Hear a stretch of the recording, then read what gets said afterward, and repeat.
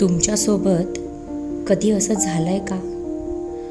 तुम्ही सगळ्यांसाठी करता, पण तरीही कोणी तुम्हाला समजून घेत नाही.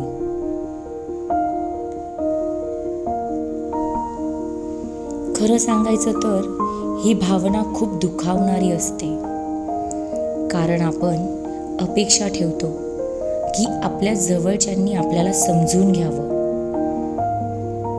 पण प्रत्येक वेळेला तसं होतच असं नाही.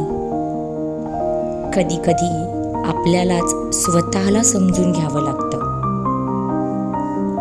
मी एक गोष्ट शिकले की प्रत्येकाला खुश ठेवण्यापेक्षा स्वतःला शांत ठेवणं जास्त महत्त्वाचं.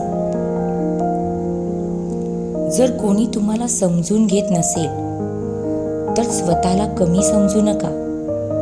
तुमची व्हॅल्यू कमी होत नाही, फक्त समोरच्याला ती दिसत नाही. जर तुम्हालाही असं वाटत असेल तर कमेंटमध्ये नक्की सांगा. आणि अशा अजून गोष्टींसाठी चॅनलला सबस्क्राईब करा.